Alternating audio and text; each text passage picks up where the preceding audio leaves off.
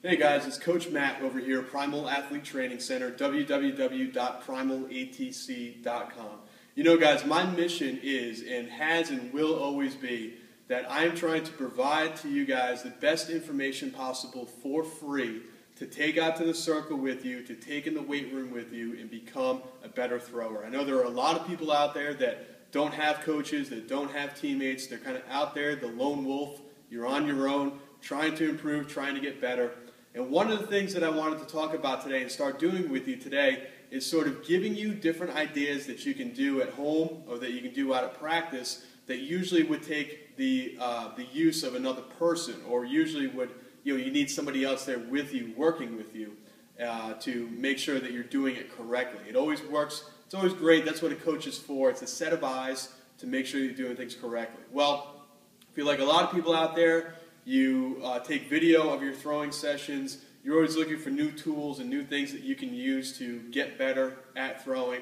And what I've done today is kind of create something that you guys would be able to set up at home. If you have a power rack at home, if you have anything at your house that you can stack up, any shelving at home, to teach you guys proper mechanics for the mirror turn.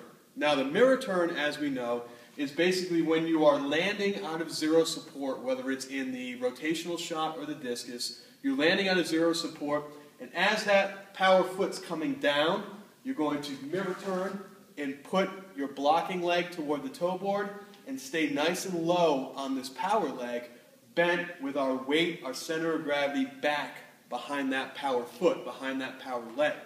I'm actually working with an athlete in West Virginia, and I've been working with her and her brother for a little while, and she's having a little bit of an issue with her mirror turn. And basically what's going on is that as she mirror turns, she's standing up a little bit too early, and that's causing her to lose her center of gravity and shift her weight forward. So it looks something like this. As she's coming out of the mirror turn, she's standing up, and she's shifting her weight onto that left foot too early. Her center of gravity is coming in between the legs instead of over that power leg, and she's losing that bend. She doesn't have any pop coming out of that leg. She doesn't have the ability to extend that leg and get the hip forward when she throws. It's a very common mistake. It's very, typical of a lot of younger throwers who are just starting out. Because of baseball and football, we're used to planting on our left instead of staying back on that power foot. We're used to planting onto that blocking foot, similar to a javelin, throwing a baseball, throwing a football, things that we've grown up with. So one of the things that I told her dad and her brother to do, as she's doing the mirror turn, take your hand and put your hand or your finger right on top of her head. So that if she stands up too early, she's going to feel your hand, she's going to feel your fingers on top of her head. As if she shifts her weight too early, your hand will no longer be on top of her head. If she shifts her weight too early, she's going to be able to feel that your hand is no longer on top of her head. You'll also be able to see that. So you've got sort of the feeling, learning by feeling, and learning by watching. Okay? So I thought to myself, well, what if this person didn't have somebody working with them? What if she didn't have her dad? What if she didn't have her brother there working with her? How would she do this? So tonight I just grabbed a couple of pieces of black pipe that we had used for our pull-up bar in our old gym, and basically just stuck it through the power rack. We'll show you guys how we did it. But what we did was we just took a tennis ball and we taped the tennis ball onto the end of the power rack. And you can basically do the same instructions that I was telling her dad and brother to do, you can do with just a tennis ball. It's very, very simple. All we're going to do is get the tennis ball on top of our head so that when we're underneath, we're in this nice crouched power position. Now, if I were to stand up too early, obviously I'm going to hit my head on the tennis ball the same way that she would hit her head, or you would hit your head on your coach's hand. And if my weight shifts too early, when I get out of that mirror turn position, I'll be way out in front of the tennis ball, and it's not going to be on my head anymore. So what we want to do, tennis ball right on the head, and when we mirror turn, we want to mirror turn, and do so, there it is, keeping our weight back. Keeping the tennis ball on top of our head, or centered somewhere near the top of our head. You know that if we do, we'll do it this way so that you can see.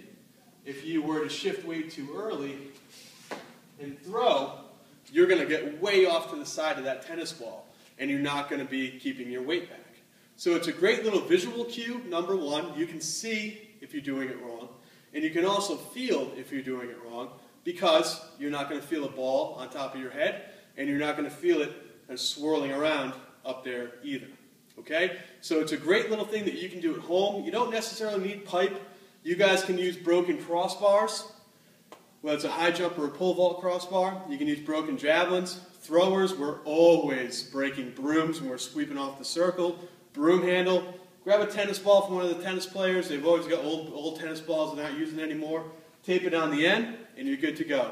So before I leave you guys, let me just show you how I set this up. It's real simple, real basic, but something you guys can do at home. Maybe you have some shelves, something in the basement that you can do.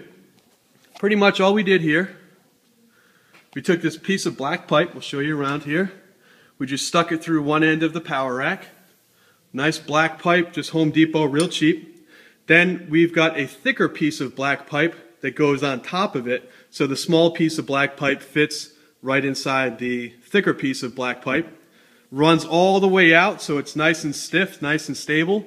We've just got the tennis ball at the end, piece of duct tape, piece of vinyl tape, just holding everything together. It's pretty nice and stable, it's pretty nice and sturdy, but you can see from this end, it sticks out probably a good 4 feet from the power rack. So you can do all your movements, you can do the mirror turns, you can do whatever you guys are looking to do, whatever part that you need working on. Tennis ball, a couple pieces of black pipe.